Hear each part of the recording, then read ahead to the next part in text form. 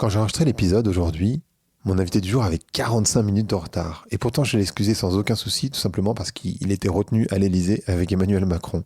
Mon invité du jour, c'est Thomas Gomard, que j'ai déjà reçu sur ce podcast. C'est le directeur de l'Institut français des relations internationales, l'IFRI, qui est en fait l'institut qui analyse la géopolitique. C'est donc une personne qui est hyper intéressante, c'est un historien qui a sorti un ouvrage qui s'appelle L'accélération de l'histoire, et ensemble, on va parler des différents conflits, évidemment, donc l'Ukraine, mais aussi ce qui se passe en Palestine. Mais de manière plus générale, on va parler de l'évolution du pouvoir, de la manière dont la géopolitique évolue, de comment le monde évolue, pourquoi on s'arme de plus en plus, pourquoi on voit des guerres arriver en Europe, de quoi on peut avoir peur, est-ce qu'on peut se réjouir. Bref, une conversation qui va vous passionner, je pense. Je vous laisse l'écouter. Allez, Vlan, c'est parti.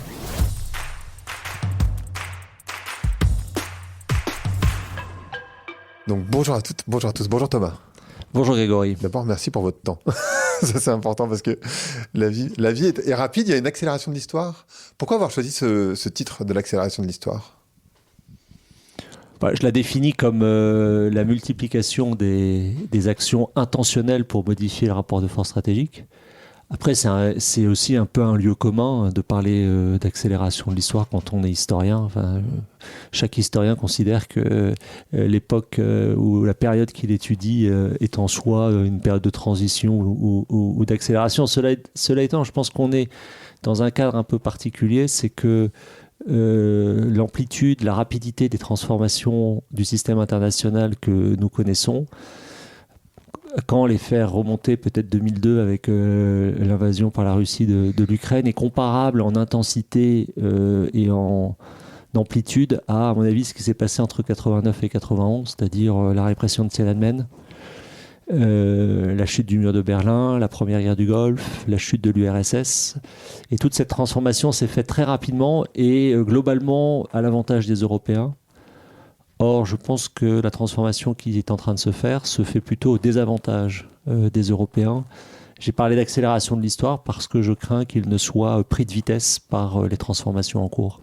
Donc c'est une accélération de l'histoire pour l'Europe principalement ? Non, parce qu'il y a une énergie partout dans le monde, mais que l'Europe est d'une certaine manière déphasée, ou pour le dire autrement, elle a construit un modèle qui est un modèle qui reste un prototype politique, mais qui est un modèle créé par le marché unique 1957, à 6 au départ, et qu'elle reste sur un mode de fonctionnement qui est un mode de fonctionnement par temps relativement calme, dirais-je. Or, il y a une nécessité, à mon sens, d'adapter ce fonctionnement à la vitesse, à l'accélération et aux transformations, ce qui implique une modification de la manière de travailler, la manière d'envisager les problèmes et d'essayer de les traiter. Mais alors, le fait que l'extrême droite est en train de monter un peu partout, et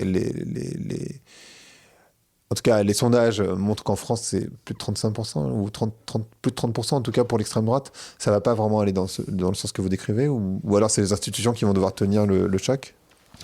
Les projections, on va voir comment les gens votent le 9 juin. Effectivement, on a des sondages. On a des sondages en France qui donnent la liste du Rassemblement national très largement en tête. On a aussi des sondages qui montrent qu'en Allemagne, l'AfD est autour de 20%. Donc il y a quelque chose effectivement de fond qui est en train de se placer en Europe. Ensuite, sur ce que ça veut dire dans la composition du prochain Parlement européen, ça risque de donner une position plus centrale au PPE, parce que ce qu'on appelle l'extrême droite est elle-même divisée en trois grands sous-groupes. Ce qui est certain, c'est qu'à mon avis, on va vers une Union européenne qui va être beaucoup plus transactionnelle en son sein. C'est-à-dire que l'idée de supranational est une idée contestée. L'idée de supériorité du droit européen sur les droits nationaux est aujourd'hui contestée, même par des forces politiques qui jadis en avaient fait un principe fondamental. Donc ça, c'est une évolution, et alors même que je pense qu'il y a une sorte de consensus pour dire que par rapport aux grands défis, notamment géopolitiques et géoéconomiques, l'échelle de référence, c'est l'échelle européenne. Et qu'il y a au fond peu de forces politiques aujourd'hui qui veulent casser l'Europe. Et je pense que si on parle de la France, le Rassemblement national ne parle plus de Frexit ou ne parle plus de sortie de l'euro parce que ils se sont rendus compte que les gens ne sont pas stupides et se rendent bien compte que c'est un élément de stabilité essentiel dans un monde qui est de plus en plus instable. Est-ce que vous diriez que les deux plus grands challenges pour la civilisation en ce moment, c'est l'écologie et la technologie? Ou est-ce que vous verriez d'autres choses, et en particulier liées aux problématiques géopolitiques? Si vous voulez, je l'avais déjà exprimé dans des livres précédents, dans l'affolement du monde déjà de 2019.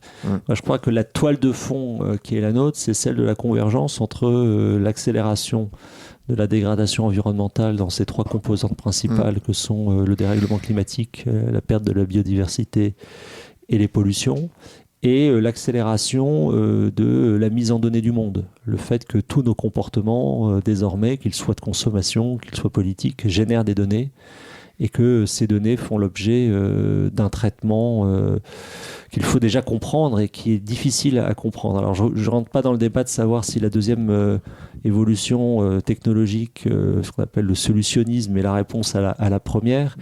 Mais ça renvoie, si vous voulez, une autre toile de fond, cette convergence, c'est que quand vous faites le métier qui est le mien de think tanker, comme on dit, vous êtes frappé par la tension entre ce qu'on appelle l'agenda global, c'est-à-dire qui peut être résumé par les objectifs du développement durable, qui ont été lancés dans un cadre onusien en 2015 et qui arrivent à échéance en 2025. Donc cette idée de soutenabilité des objectifs de développement durable qui doivent servir en principe de matrice à la fois pour les politiques publiques, mais aussi qui doivent être prises en compte par un certain nombre de business models pour des grands groupes. Donc vous avez ça et qui s'exprime beaucoup par beaucoup de comitologie, de réunions type G20, type les instances onusiennes, etc. Pas toutes les décrire. Et puis de l'autre côté, les crises et les guerres, en fait. C'est-à-dire de la violence politique intentionnelle pour modifier un rapport de force territorial, stratégique, technologique. Et ça, ce qui est inattendu, effectivement, c'est que les Européens se retrouvent aujourd'hui avec une guerre de haute intensité sur leur territoire, en Ukraine, et que leur principal avantage comparatif dans la globalisation, qui était d'être vu comme une zone particulièrement stable, dans une logique assez linéaire, n'existe plus. Puisqu'au fond, nous avons eu cette guerre qui, à mon sens, n'est pas finie. C'est-à-dire, je pense que l'horizon de temps qu'il faut avoir, c'est qu'elle a commencé en 2014 et donc elle nous conduit immanquablement en 2034. C'est-à-dire, c'est au moins une génération. Et qu'elle elle pose des questions tout à fait fondamentales pour la sécurité européenne et puis pour l'avenir de l'Union européenne, puisque elle ouvre la question de son prochain élargissement. Je vais vous poser une question bête, mais que parfois je me pose et qu'on m'a déjà posé, donc je me permets de vous la poser. Pourquoi tout cet argent qui est investi dans des armes, il n'est pas investi dans l'écologie tout simplement pour résoudre le problème? Question complètement stupide, mais... Non, c'est pas une question bête. C'est d'ailleurs les grandes masses sont assez comparables. C'est-à-dire que la dépense militaire globale, c'est à peu près 2300 milliards de dollars annuels. Et on estime qu'il faudrait investir dans la transition énergétique. Alors après, ça dépend comment on définit la transition énergétique, mais de l'ordre de tous les ans entre 2500 et 3000 milliards. Donc il y a un effet de masse comparable. Alors pourquoi ? Parce que, au fond, est-ce qu'on est hobbesien ou est-ce qu'on est kantien ? On le souhaite tous, on aimerait évidemment être dans une logique de paix, de coopération, faire des rondes et se dire que les biens communs devraient mobiliser toutes les énergies coopératives, sauf qu'en même temps l'histoire humaine montre qu'elle reste aussi marquée par des volontés de domination et que c'est aussi ancien que l'histoire humaine, dirais-je, qu'il y a un rappel à faire. Thucydide explique qu'on fait la guerre pour 3 raisons. Par intérêt, à cause de la recherche de prestige, et puis par peur. Et je crois que ces 3 raisons perdurent jusqu'à nos jours. Et d'ailleurs, dans votre livre en 2019, vous prédisiez d'une certaine manière le retour de ces conflits armés. Enfin, en tout cas, ils n'étaient jamais vraiment partis. Il y en a toujours eu des conflits armés, mais là, c'est vrai que l'arrivée en Europe Quand on s'était rencontrés, en tout cas, ça n'existait pas. Et le conflit encore moins en Israël. Enfin, bien sûr, il y avait des conflits, mais en tout cas, c'était pas aussi fort qu'aujourd'hui, quoi. Donc, d'une certaine manière, vous aviez vu ça venir? Si vous voulez, moi, venant de l'univers qui est le mien, c'est-à-dire les questions stratégiques, on a, nous, en particulier à l'IFRI, toujours conduit des travaux sur ces questions stratégiques, alors que le discours dominant, pour simplifier à outrance, hein, ça mériterait d'être beaucoup plus nuancé, mais le discours dominant dans l'université ou dans les grandes entreprises, c'était un discours, au fond, voilà, le monde était soi-disant plat, pour reprendre la formule de Friedman, où, au fond, la géopolitique n'existe pas et elle correspond à une vision complètement archaïque du monde, c'est-à-dire que c'est le fait social, c'est la transnationalité, c'est l'individualisme forcené qui l'emporte.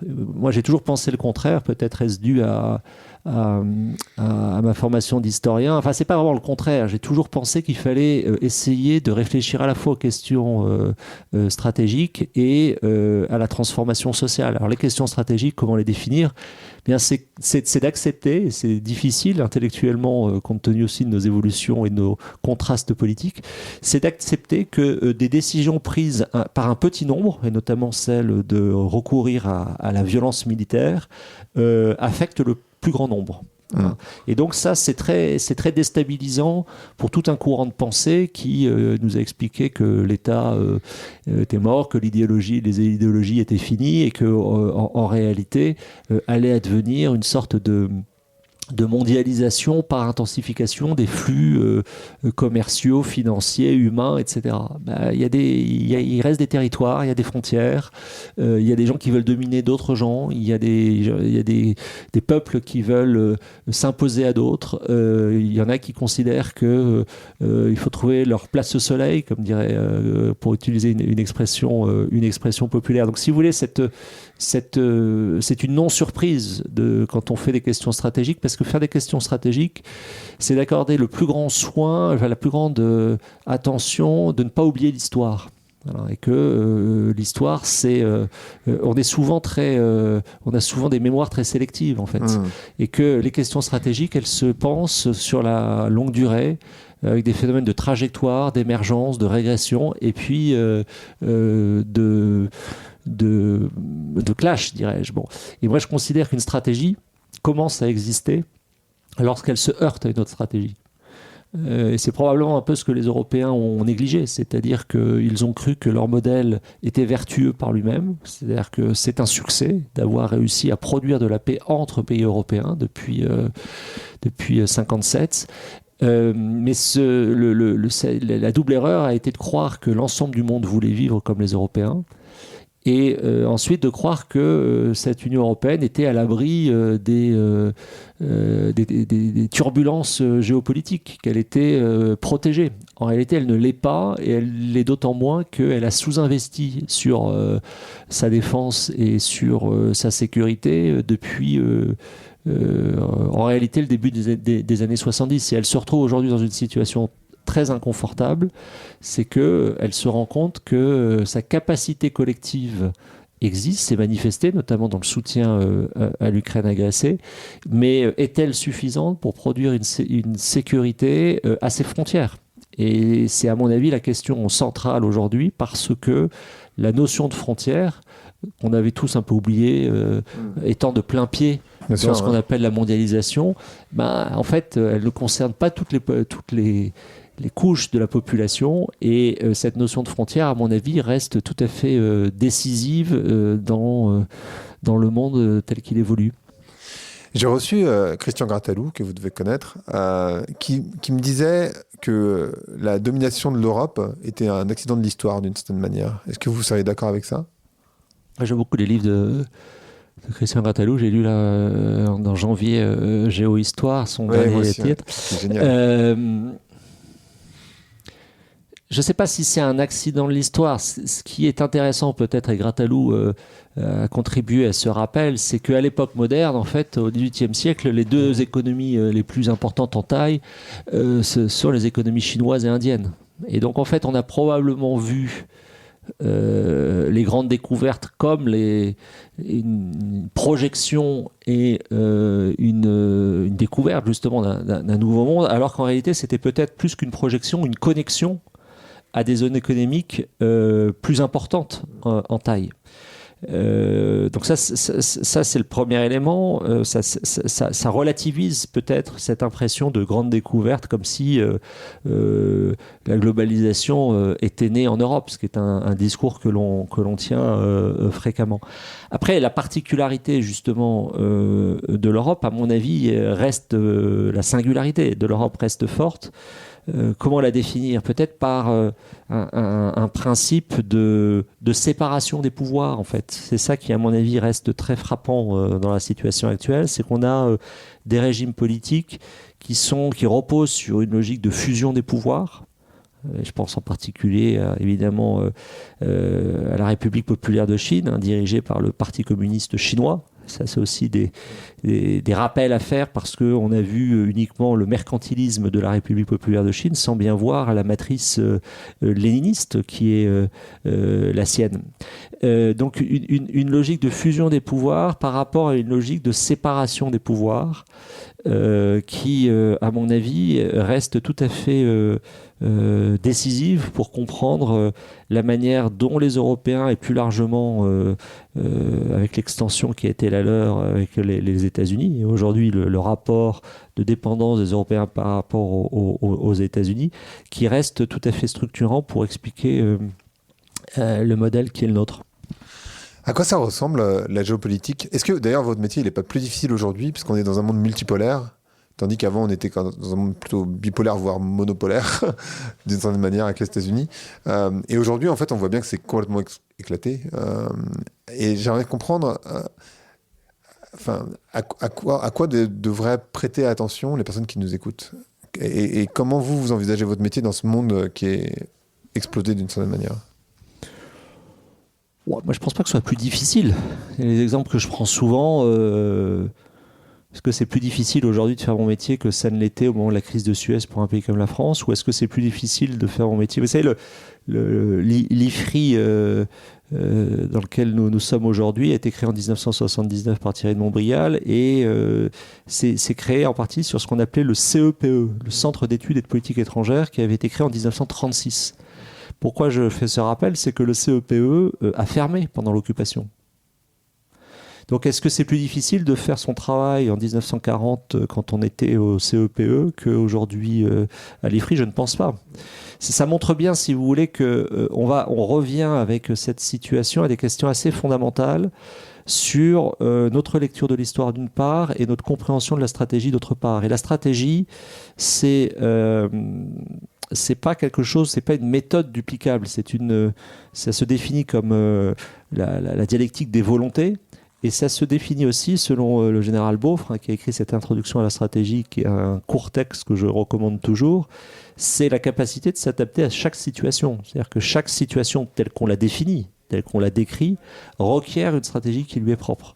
Et donc, de ce point de vue-là, le métier n'est ni plus difficile, ni plus facile, je pense. Après, c'est dans quel état d'esprit on essaie de le faire.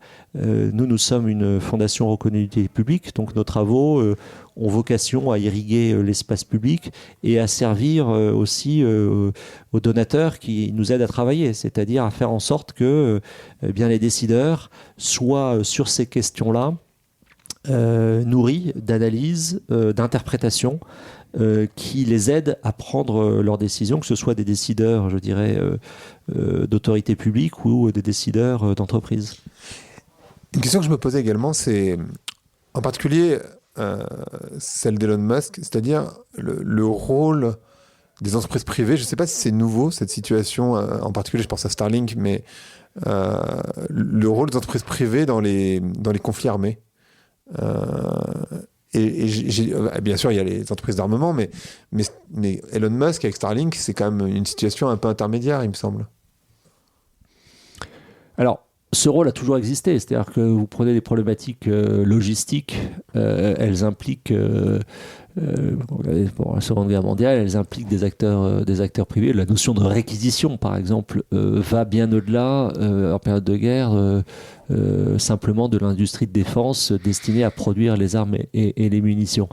Donc, là aussi, je pense que l'organisation, en fait, dans une situation de guerre de moyens privés, est quelque chose qui s'observe à différentes périodes. Ce qui est intéressant avec l'exemple, effectivement, d'Elon Musk, il y a deux choses à souligner. La première, c'est ce que représente aujourd'hui Elon Musk dans le débat global. C'est-à-dire que toute prise de parole par Elon Musk a un caractère très performatif et provoque des réactions d'anticipation dans un sens ou dans un autre. C'est-à-dire qu'il y a une sorte de concentration du pouvoir à la fois économique, technologique, mais aussi, dirais-je, politique dans ces prises de parole, à un point effectivement qui est assez rare là pour le coup quand on essaie de trouver des exemples récents.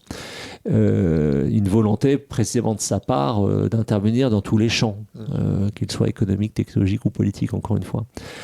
Alors après, je me prononce pas sur l'usage qu'il fait, notamment du réseau X, mais il y a quelque chose d'assez qui lui est propre. Et effectivement, sur Starlink, il y a deux choses à observer. La première, c'est que à l'instar d'autres acteurs technologiques, ça a joué un rôle très important pour enrayer l'offensive russe de 2022.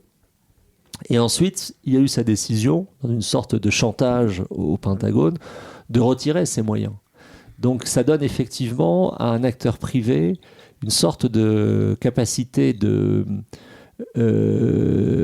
directe, d'une certaine manière, d'effet produit. Les militaires parlent d'effet final recherché. Eh bien, Elon Musk contribue à cet effet final recherché. Et ça conduit à une deuxième observation, c'est que ces prises de position sont parfois en réalité très simple à expliquer par rapport à ses propres intérêts économiques. C'est-à-dire qu'il a un marché décisif pour lui sur la Chine.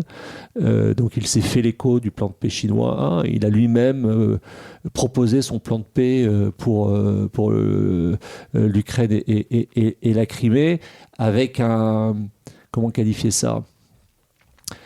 Avec un simplisme qui est troublant. Ok. Qu'est-ce qui aujourd'hui est votre plus grande crainte d'un point de vue géopolitique, j'entends? Moi, je pense qu'il ne faut pas avoir peur. La peur, ça paralyse. Et il faut comprendre pourquoi on a peur. Et la peur, ça se retourne. Donc, si vous voulez, c'est un métier où on pourrait passer ses journées. D'ailleurs, c'est un travers dont il faut s'écarter. À jouer les Cassandres et à envisager le pire. Disant ça, c'est pas du tout par manque de lucidité, mais je pourrais je vais le formuler comme ça, si vous voulez. Le métier dans lequel je suis a été marqué pendant toutes les années de guerre froide par ce qu'on appelait le risque ou la menace d'hiver nucléaire. Bon. Et aujourd'hui, on est plutôt dans une époque où on est face à tout un discours de collapsologie, c'est-à-dire d'effondrement qui nous attendrait. Donc je pense que la réponse est très différente selon que j'adopte un point de vue de court terme, un point de vue de moyen terme ou un point de vue de long terme. Donc, si vous voulez, les craintes aussi, elles vont être exprimées très différemment selon que je parle en tant que chercheur français attaché à l'ouverture internationale, chercheur européen ou ancien chercheur ayant été formé en Russie. Et selon que j'essaie d'analyser les craintes du point de vue de mon pays, étant fondamentalement patriote, ou essayant de comprendre aussi les craintes qui peuvent être celles d'adversaires ou voire d'ennemis. Bon. Et notre rôle est précisément de comprendre ces différents points de vue. Donc, plutôt que parler de la principale, à mon sens, je vais répondre de manière peut-être volontairement décalée par rapport au champ géopolitique, mais je crois que la principale crainte que j'ai, c'est l'ignorance et l'absence de lucidité sur la marche du monde. Moi, j'ai l'impression que, enfin, quand je regarde les Français, je vais avoir peut-être, mais pour pas mal de personnes, j'ai l'impression qu'ils s'appuient sur des convictions que leur liberté, que un certain nombre de choses sont acquises et que ça bougera pas, en fait. Enfin, je vois ça comme ça, mais peut-être que je me trompe. Et c'est juste pour faire écho à ce sujet sur l'ignorance, mais je sais pas comment vous voyez ça, vous.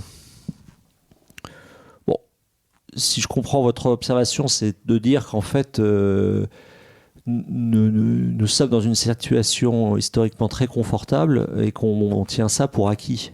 Bon, je pense que ce n'est pas acquis. Ça, je vous rejoindrai volontiers si c'était ce que vous aviez en tête. On a l'impression au fond que la paix fait partie de l'acquis communautaire. Or, c'est, à mon avis, la paix quelque chose sur lequel il faut toujours travailler en ayant en tête cette nécessité d'être capable de produire sa propre sécurité, en fait. Donc il y a effectivement certaines habitudes. Il y a aussi quelque chose de très paradoxal chez les Européens et les Français. C'est-à-dire que je pense qu'on est un pays beaucoup plus ouvert au monde que les votes peuvent le traduire. Et que notre appareil productif est un appareil productif qui dépend de cette ouverture, qu'on a peut-être en Europe une compréhension, justement une lecture du monde plus large que certains de nos partenaires et alliés, mais qu'on a beaucoup de mal à accepter le fait que nous sommes en train de nous provincialiser, c'est-à-dire de ne pas bien voir que les dynamiques qui sont aujourd'hui les dynamiques mondiales et régionales font que, que ce soit sur le plan démographique, que ce soit sur le plan économique, on a un rétrécissement en fait à l'échelle globale de l'Europe. Enrico Letta, l'ancien Premier ministre italien, vient de publier un rapport sur le marché unique européen qui commence par un constat très, très bienvenu. C'est qu'en 1985, lorsqu'on lance le marché unique européen, que Jacques Delors fait tout cet effort, donc il y a 40 ans, un petit peu moins de 40 ans, la Chine et l'Inde représentaient collectivement 5% de l'économie mondiale. Donc en fait, on a aujourd'hui une question d'échelle d'un point de vue européen qui se pose aussi au point de vue national. C'est-à-dire que la France continue à produire un discours global, mais étant à l'échelle globale dans une position qui n'est plus celle de 1958, celle de 1918 ou même celle de 1870. Dans votre ouvrage, vous concentrez sur 3 détroits. Qui à mon sens c'est ce que vous expliquez aussi, sont très liés au business d'une certaine manière. Donc ça relie aussi un petit peu notre discussion sur Elon Musk, sur les entreprises privées, etc. Pourquoi vous êtes concentré sur ces trois détroits? C'est intéressant de voir la géopolitique à travers des détroits qui sont des moments de passage par définition et donc de business.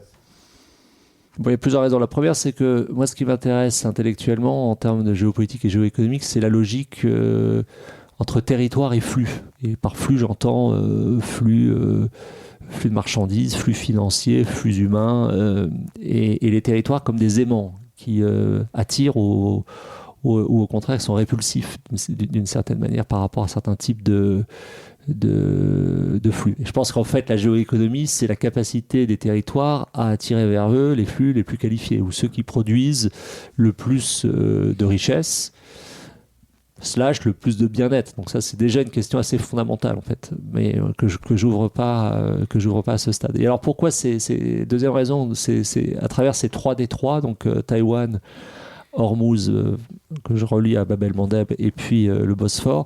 Ça a été un peu l'occasion pour moi de proposer une sorte de pyramide de Maslow ultra simplifiée, puisque par le Bosphore, on s'est rendu compte avec la guerre d'Ukraine que transitaient les céréales, et que donc quand il y avait une tension très forte, eh bien, ça avait des effets sur beaucoup de pays du pourtour méditerranéen et de pays africains.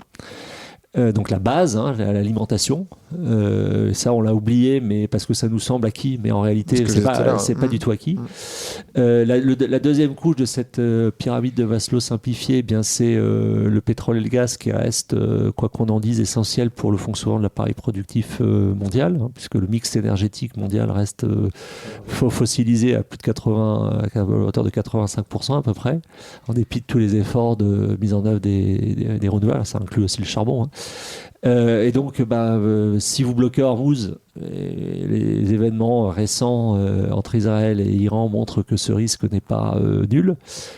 Ça a un effet immédiat, une prime sur le risque géopolitique, et que ça rappelle quelque chose là aussi qu'on n'a peut-être pas suffisamment compris, c'est que les Européens, les Chinois, les Japonais restent dépendants de la production énergétique des pays du Golfe. C'est beaucoup moins le cas désormais des États-Unis, qui ont accéder à une autonomie énergétique. Et puis le troisième, le sommet de la pyramide, ce sont les puces numériques qui sont produites à 80% à l'échelle mondiale entre Taïwan, le Japon et la Corée du Sud, et que Taïwan représente à peu près 50% et notamment est le segment indispensable dans la division internationale du travail pour les puces numériques les plus sophistiquées, les plus perfectionnées. Et que là aussi, une crise dans le détroit de Taïwan aurait des effets sur l'économie mondiale, indépendamment de ses effets stratégiques, immédiats, et d'une ampleur tout autre que les attaques outils sur des bateaux de commerce en mer Rouge, comme on l'observe depuis le début de l'année 2024. Puis il y a une troisième raison. Il se trouve que j'ai embarqué sur la frégate Lorraine en juillet 2023 en mer de Chine, avec un embarquement à Manille et un débarquement à Singapour, et que ça a été une expérience tout à fait décisive, dans la mesure où j'ai vu que cette zone, j'avais lu, beaucoup travaillé à l'IFRI sur les enjeux de Taïwan, des travaux en cours, mais compris que cette zone était déjà une zone d'opération, c'est-à-dire que toute action d'un des protagonistes provoque une réaction des autres protagonistes, et que l'intention chinoise de transformer la mer de Chine en lac chinois, en réalité, pose évidemment des problèmes assez fondamentaux, d'abord du modèle choisi par la République populaire de Chine, qui est dans le paradoxe suivant, c'est d'avoir beaucoup bénéficié de la mondialisation comprise comme maritimisation, et qui pourrait, si elle poussait sa logique de réunification entre guillemets avec Taïwan à son paroxysme, d'une certaine manière remettre ce principe-là en question, et donc ce qui poserait des effets là aussi indépendamment des questions stratégiques, tout simplement sur son modèle économique immédiat. Qu'est-ce qui vous surprend le plus, vous, dans la puissance de la Chine? Parce que, en fait, il y a plusieurs choses, moi, qui m'intéressent. D'abord, le ralentissement, on peut dire ça, de l'évolution de la population. On peut le dire comme ça, d'une certaine manière. Ça m'intéresse. Mais aussi, il y a pas mal de gens qui disent que le fait qu'on laisse, ou que les États-Unis, ou que l'ombre de Trump, on va dire, puisse laisser la Russie envahir l'Ukraine, ça peut laisser les mains libres à la Chine d'envahir Taïwan. Mais je ne sais pas si c'est de la bêtise populaire ou de la sagesse populaire de penser ça. Bon, sur la Chine, vous avez raison d'évoquer le vieillissement de la population. Et donc, c'est un modèle aujourd'hui qui est surcapacitaire. Et donc ça, c'est effectivement une nécessité de se réinventer, parce que le contrat social reposait sur une croissance forte qui a permis, c'est quand même remarquable, l'émergence de la Chine sur le plan économique, de ce qui a été le chemin parcouru par la Chine en 50 ans. C'est quelque chose, là aussi, à l'échelle historique, qui, à mon sens, j'ai pas d'exemple qui me viennent tout de suite à l'exemple de cette fulgurance, en fait, de développement économique. La deuxième chose qui me frappe sur la Chine, j'ai fait allusion précédemment, c'est qu'en fait, la Chine est dirigée par le Parti communiste chinois, fort de ses 90 millions de membres, de ses 20 millions de cadres, qui est l'organisation aujourd'hui la plus opaque, la plus sélective au monde. Et elle est opaque et sélective, et nous la connaissons très mal d'Europe. Et ça, c'est tout à fait intéressant de relever ce paradoxe, c'est-à-dire que on a fait une mondialisation avec la mondialisation, c'est fondamentalement l'émergence de la Chine, en fait. Oui, bien sûr. Ou la réémergence, si on voit les choses par rapport à l'époque moderne ou même par rapport à l'époque médiévale et de leur point de vue aussi, vous avez raison. Puisqu'il n'y a pas un discours du président Xi qui n'évoque je sais pas le terme exact qu'il utilise, mais la nation chinoise dans son double caractère à la fois multiséculaire et renaissance, voilà, la nation chinoise, et puis également le rôle décisif du Parti communiste chinois dans cette réémergence, dans l'invention de ce nouveau modèle, etc. Donc c'est très spectaculaire. C'est en réalité en fait difficile à déchiffrer. Même si les contacts se sont quand même, dans l'univers qui est le nôtre, se sont quand même distendus avec la crise sanitaire, et je pense que c'est pas uniquement dans l'univers des centres de recherche, ça s'observe aussi beaucoup pour les entreprises, où il y avait un certain nombre d'habitudes et de questions qu'elles ne voulaient pas se poser sur la Chine, qu'elles sont désormais obligées de se poser. Et effectivement, là aussi, les références du président Xi à la réunification avec Taïwan tiennent-le de projet idéologique. Et donc il annonce que cette réunification est inévitable, et l'exemple d'Hong Kong montre assez bien probablement l'image qu'il se fait d'une réunification à Taïwan. Et dans le même temps, on a Taïwan qui a forger sa propre identité politique, qui est un système capable d'alternance politique, qui est un système et un territoire tout à fait indispensable dans la mondialisation telle qu'elle fonctionne pour les raisons déjà évoquées. Donc c'est la grande question, parce que cette question correspond à deux questions très, très géostratégiques. La première, c'est le déplacement du centre de gravité du système monde vers l'Asie-Pacifique. Et donc, par voie de conséquence, la périphérisation de l'Europe. Et la deuxième grande question, c'est ce que François Gipoulou appelle le basculement thalassocratique, le basculement vers la mer de la Chine. Est-ce qu'elle en est capable, alors que une des grandes différences entre la Chine et les États-Unis, désolé de ces observations, mais qui sont des observations importante en termes globaux, c'est que les États-Unis ont deux façades océaniques. Ce n'est pas le cas de la Chine, et précisément dans son basculement thalassocratique, elle a quelque chose devant elle qui s'appelle Taïwan. Est-ce que la fulgurance de la Chine, pour reprendre vos mots, c'est pas montrer que finalement le système démocratique c'est pas le meilleur, et qu'on devrait retourner dans un modèle plus autocratique d'une certaine manière? Enfin, si je fais l'avocat du diable d'une certaine manière, même si je suis un fervent défenseur de la démocratie, mais d'une certaine manière, je me dis, c'est vrai que quand on regarde le modèle chinois, avec le plan en particulier, enfin, cette capacité à se projeter à long terme, est-ce que d'une certaine manière, la démocratie, c'est pas un modèle qui est inefficient? Je ne vais pas vous faire dire ce que vous voulez pas dire. Non, mais moi, j'ai pas de. C'est une question effectivement très fréquente. Je la reformulerai de la manière suivante, c'est que on prête d'abord une efficacité. Vous savez, c'est la vieille dialectique identifiée par Jean-Baptiste Durosel sur la problématique impériale, c'est-à-dire quel est l'équilibre entre l'efficacité et la dignité. Bon, et ça se pose pour tout système politique. Donc on prête à la Chine une efficacité, effectivement cette fulgurance économique va dans ce sens, avec des Chinois qui ont retrouvé une forme de fierté historique. Tout ça est incontestable, mais quand vous reprenez le débat qu'on a eu au moment de la crise sanitaire, où on parlait de l'inefficacité européenne versus l'efficacité des autoritaires, est-ce vraiment le cas en fait post-mortem?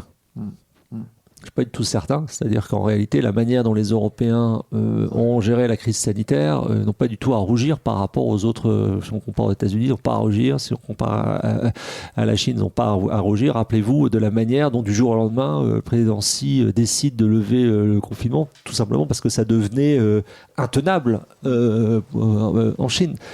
Donc, Ça, c'est le premier élément de réponse. Deuxième élément de réponse, c'est que la démocratie a beaucoup de défauts, notamment elle a un défaut de vitesse par rapport à ce qui se passe, mais elle permet de créer du dissensus et donc d'une certaine manière aussi de s'adapter à des situations changeantes. Si elle est bien organisée, si l'implication civique est suffisante. Donc ce sont deux si très, très, très importants. Et puis le troisième élément de réponse, c'est que, en fait, ça voudrait dire, si on suit votre formulation, que c'est un modèle global qui serait ou un modèle autoritaire, ou un modèle global qui serait un modèle démocratique. Or, précisément, c'est peut-être ça l'erreur que nous avons pu faire dans le passé, de croire que la démocratie avait vocation à s'étendre partout dans le monde. Et peut-être que l'erreur que les autoritaires sont en train de commettre, c'est de croire que l'autoritarisme a vocation à s'étendre partout dans le monde. Et ça renvoie au fond à des logiques de culture politique, de culture tout court d'ailleurs, et de contraste très fort de ce point de vue-là entre régions du monde. D'ailleurs, pour rester sur cette région et pour parler d'autoritarisme, qu'est-ce que vous pensez des élections récentes en Indonésie, qui est le plus grand pays musulman, parce que la majorité des gens ne savent pas. Parce qu'en fait, c'est vrai que quand on pense aux musulmans, on a tendance à penser aux pays arabes.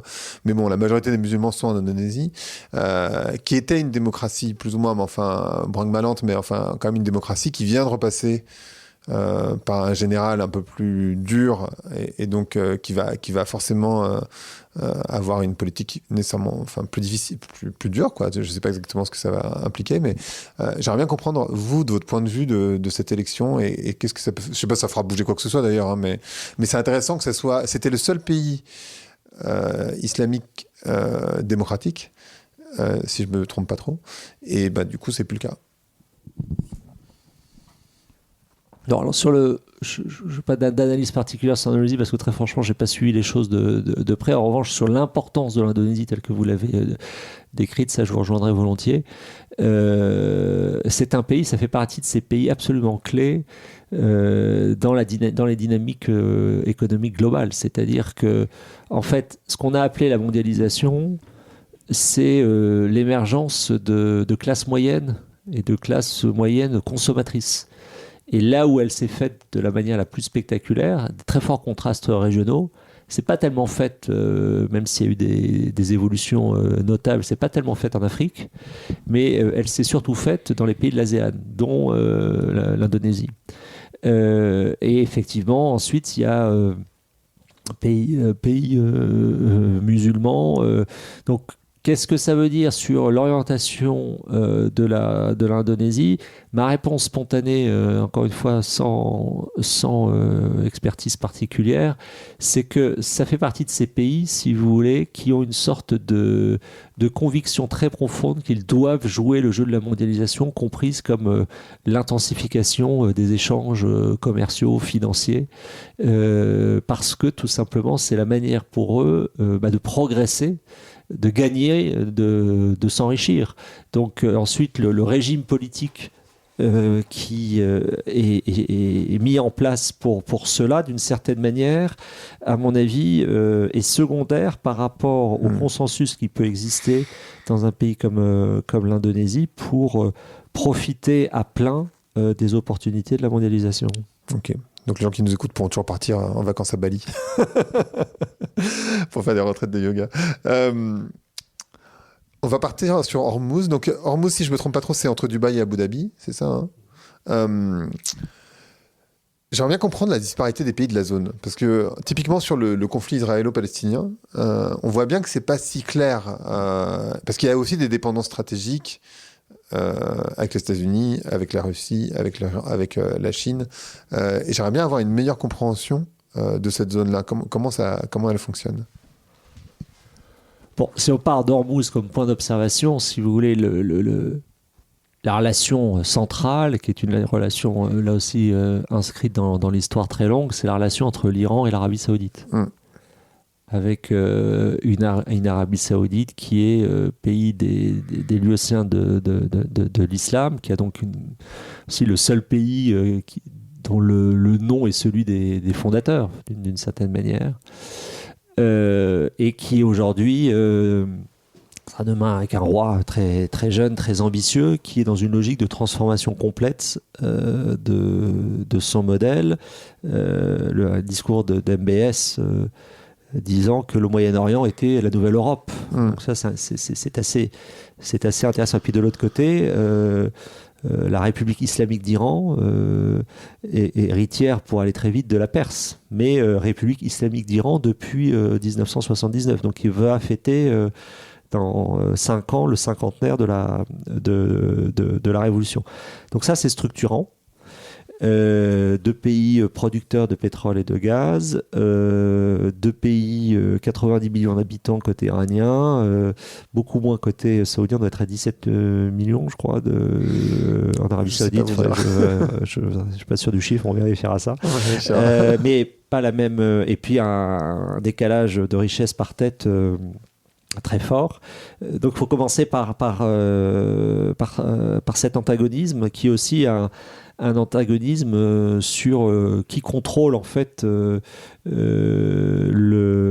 l'islam au niveau mondial. Et ça se joue entre 3 grands pays, l'Iran, l'Arabie Saoudite pour les raisons déjà indiquées, et puis la Turquie. Pas l'Indonésie, qui est pas dans cette logique-là.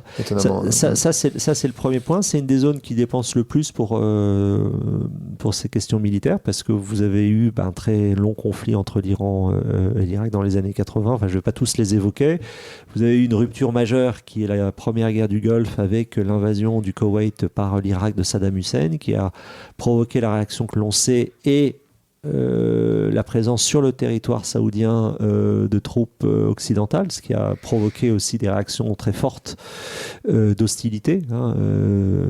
Ça explique ensuite dans le prolongement de la guerre d'Afghanistan contre les soviétiques, le rôle de gens comme le 11 septembre, j'ai un trou complet, Ben Laden, voilà, Oussama Ben Laden. Bon, pas retracer tout ça, mais bien comprendre que c'est structurant. Et ensuite, effectivement, vous avez les monarchies du Golfe, et parmi elles, il y en a 2 qui jouent un rôle important parce qu'elles sont très actives dans leurs relations avec les pays européens pour différentes raisons, et qui sont des petits pays par leur taille, mais qui ont connu là aussi une fulgurance de leur développement parce qu'elles sont de plein pied dans la mondialisation et bénéficient de leur position sur les flux que j'évoquais et leur production énergétique. C'est d'une part le Qatar et d'autre part les Émirats arabes unis. Alors vous avez eu toute une hostilité très profonde entre le Qatar et les autres monarchies du Golfe, en particulier l'Arabie Saoudite et les Émirats, qui est plutôt en train de s'apaiser, dirais-je. Vous avez ensuite des liens, on pourrait y passer des heures de tous les décrire, mais je crois que la manière la plus simple de résumer les choses, c'est de rappeler d'abord que les BRICS se sont élargis en janvier 2024 à 5 pays, dont 3 pays du Golfe, l'Arabie Saoudite, l'Iran et les Émirats, ainsi que l'Égypte et l'Éthiopie. Et que, de mon point de vue, ce qui caractérise ces pays, qu'ils soient grands, petits, par taille et par richesse, c'est leur volonté d'autonomisation stratégique, en fait. C'est-à-dire que ce sont des pays qui occupent, on appelle parfois les puissances moyennes, mais qui occupent les interstices de la rivalité sino-américaine, et qui veulent de plus en plus tenir à distance les logiques d'alliance pour trouver des modèles qui leur soient propres et de bénéficier, de maximiser leurs bénéfices de la mondialisation dans une logique, à mon sens, de plus en plus transactionnelle. De moins en moins dans une logique d'alliance, mais de plus en plus dans une logique transactionnelle. Et ça, c'est tenable quand on a beaucoup d'argent, ce qui est le cas de ces pays avec la tension sur les prix énergétiques. C'est tenable jusqu'à un certain point, qui est à partir de quand jusqu'à quand je suis capable par moi-même de garantir ma propre sécurité. Eh bien oui, parce que là, on a le conflit. Du coup, par définition, on arrive sur le conflit israélo-palestinien, qui est en train de devenir, je ne sais pas s'il est en train de devenir, mais un conflit entre Israël et l'Iran. Je ne sais pas si ce sera le cas, je ne pense pas que ce soit souhaitable que ça devienne le cas, mais c'est en train de s'élargir d'une certaine manière, et ils vont devoir se positionner. Enfin, ils se sont positionnés un petit peu de manière neutre, enfin, ils ne sont pas trop positionnés finalement.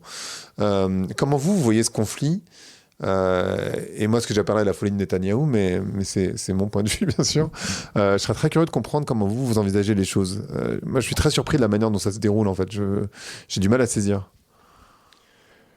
Alors, dans la description que j'ai pu faire auparavant, j'ai oublié un élément important qui sont les accords d'Abraham, qui est l'initiative en fait de l'administration Trump visant à une normalisation entre des pays arabes et Israël.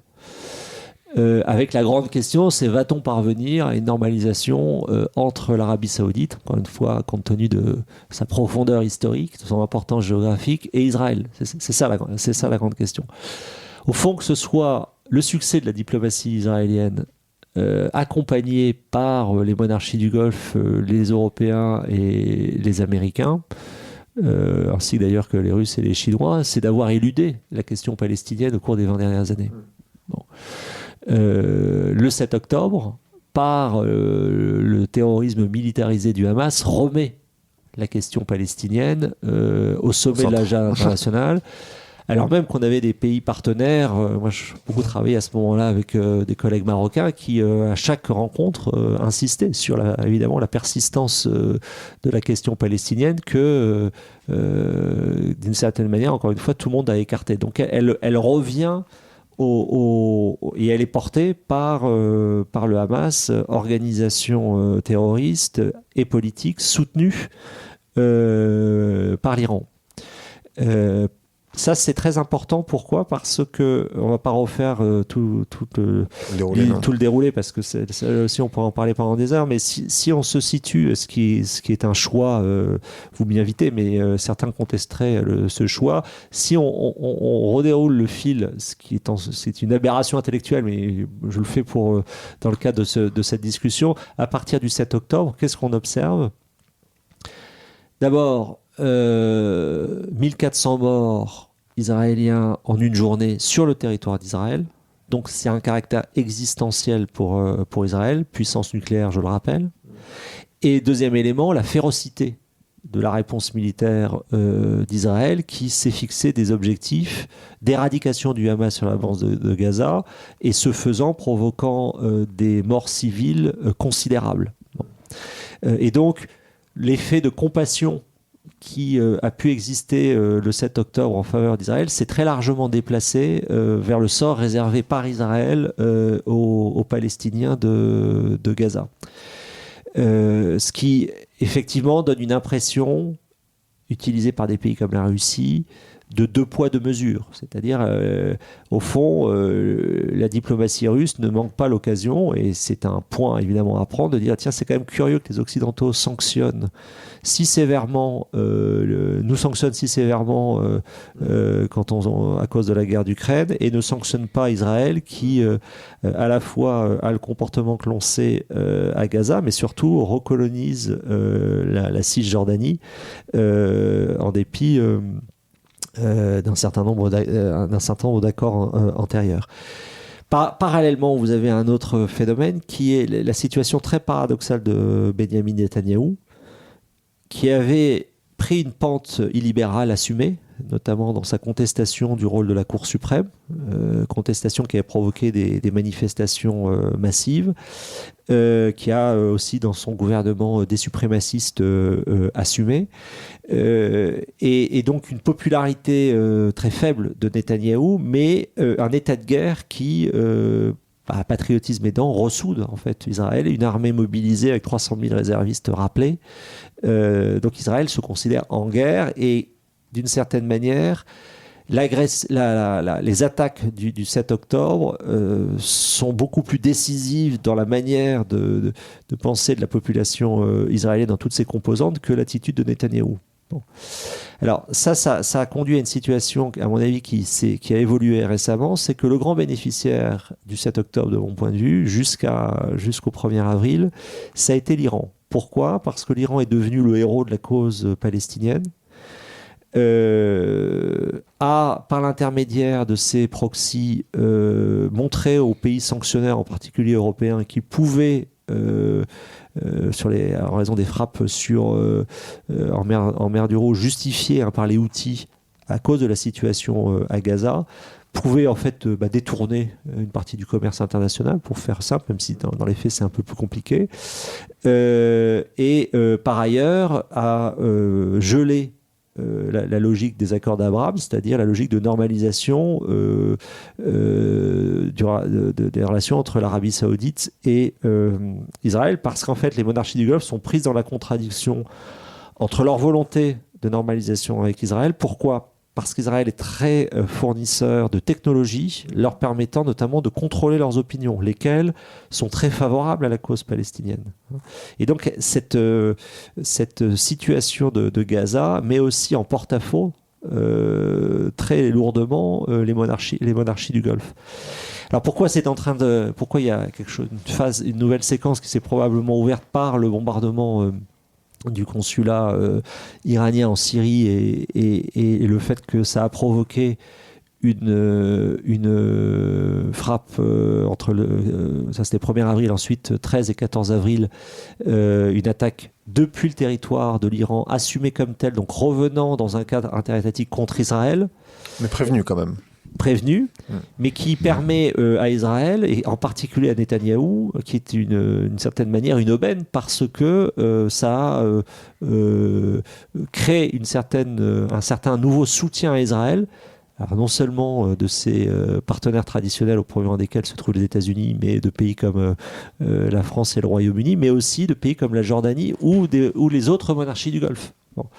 Et la réponse calibrée ensuite de la frappe israélienne en Iran montre aussi la volonté de garder la maîtrise de l'escalade. Donc où est-ce que ça nous conduit à terme ? C'est que ça renvoie, à mon avis, à une situation avec comme arrière-plan le nucléaire, c'est-à-dire qu'on a à nouveau une question nucléaire qui se pose en Europe. J'ai essayé d'expliquer ça dans l'accélération de l'histoire, avec l'attitude de la Russie en Ukraine, qui se repose au Moyen-Orient parce que Israël est puissance nucléaire avec une doctrine en fait que personne ne connaît, et que l'Iran, depuis le retrait américain du JCPOA, accélère et est devenu une puissance du seuil. Il y a bien une chose, à mon avis, à laquelle la République islamique d'Iran ne renoncera pas, c'est à son programme nucléaire, avec un pays, l'Iran, qui veut détruire dans son discours public Israël, rayer la carte Israël. Puis il y a une troisième dimension nucléaire qui est, à mon avis, insuffisamment prise en compte, c'est l'attitude de la Corée du Nord, qui, en moins d'une génération, est devenue une puissance nucléaire à part entière, en dépit de toutes les sanctions dont elle a pu faire l'objet. Donc en fait, avec l'Ukraine, avec le Moyen-Orient, avec la mer de Chine, c'est pour ça que j'ai aussi pris ces 3 détroits, c'est que c'est une manière d'illustrer le nouvel âge nucléaire dans lequel on est rentré, et sur lequel, à mon avis, on a insuffisamment réfléchi. C'est-à-dire que, j'utilise une formule dans le livre que j'emprunte à Louis Gauthier, 1989-1991, c'est la déconnexion entre les stratégies militaires nucléaires et les stratégies militaires conventionnelles, ce qui va rendre possible, avec les fortunes que l'on sait, mais les interventions militaires extérieures. Et je pense qu'on est dans un moment, depuis février 2022, de reconnexion des stratégies militaires nucléaires et des stratégies militaires conventionnelles, avec ce qu'on appelle notamment la sanctuarisation agressive, c'est-à-dire le fait que la Russie tient un discours nucléaire pour inhiber les soutiens de l'Ukraine. Et une des grandes questions, pour finir de vous répondre à la question précédente sur la Chine, c'est est-ce que la Chine adopterait une situation similaire en cas de tentative vers Taïwan ? Est-ce qu'elle se livrerait à une sanctuarisation agressive ? Et quant au Moyen-Orient, eh bien, on est évidemment dans l'expectative par rapport à la perspective d'un Iran nucléaire. C'est-à-dire, est-ce que l'Iran considère que d'être puissance du seuil lui suffit ? C'est-à-dire de pouvoir envoyer le message qu'il pourrait, le moment venu, mais ne franchit pas ce seuil, ou au contraire décide de le franchir avec des conséquences très, très difficiles à apprécier au moment où on se parle. Et alors, dernière question, parce que j'ai promis de vous libérer. Est-ce que cette nucléarisation, finalement, des guerres, elle est... Parce qu'en fait, jusqu'à présent, enfin, en tout cas pendant la guerre froide, il y avait cette idée nucléaire, mais elle était plus pour dire attention, attention, mais bien sûr, je pense pas qu'il y avait aucune des deux puissances qui avait l'intention d'envoyer une bombe nucléaire. Et aujourd'hui, j'ai l'impression, quand je lis les médias, quand je regarde un peu autour de moi, que ce risque est en fait probable, possible. Ce qui n'était pas du tout le cas en fait précédemment. Alors, faut pas avoir une relecture trop, comment dirais-je, trop rose de la guerre froide, parce que la guerre froide, vous avez eu des situations, par exemple la guerre de Corée, dont tout le monde en Europe, que tout le monde a oublié, c'est 2 millions de morts. Hein. Donc la crise de Cuba, c'est là aussi il y a tout un travail d'historiens tout à fait important qui a été réalisé, c'est qu'on est passé quand même, les erreurs d'interprétation et de calcul ont été évitées. Et en fait, c'est ça le sujet, c'est est-ce qu'on est encore capable, compte tenu de cette complexité d'éviter les erreurs d'interprétation et de calcul. Alors je pense qu'avec la Russie, oui, parce qu'on partage une même grammaire nucléaire, mais c'est beaucoup plus difficile à dire en ce qui concerne Israël et l'Iran, en fait. Parce que on n'a pas du tout la même... on ne sait pas quelle est leur grammaire, en réalité. Avec la Chine, je pense que la grammaire est partagée. Pour la Corée du Nord, là aussi, je suis plus dans l'expectative. Ce qui est en train de changer, ce qui est problématique, c'est pas tellement dans le cas russe, si vous voulez. Il n'y a pas de changement de doctrine. Et les messages, ce qu'on appelle les signalements stratégiques, ont été, je dirais, interprétés selon la grammaire partagée. Ce qui est préoccupant, c'est ce que vous indiquiez. C'est-à-dire que quand vous avez des programmes télévisés en Russie qui évoquent... presque tous les jours la possibilité de nucléariser telle ou telle ville. Ça, qu'est-ce que ça produit politiquement à terme ? Voilà. Ça, c'est une question ouverte à laquelle je ne sais pas répondre, mais qui est préoccupante en effet. Merci beaucoup Thomas. C'est passionnant en fait, on pourrait discuter comme ça pendant 2 heures je pense, parce que là on a à peine gratté, j'avais des tonnes de questions encore. Le podcast s'appelle Vlan, donc je voudrais savoir à quoi vous voulez ouvrir et où claquer la porte.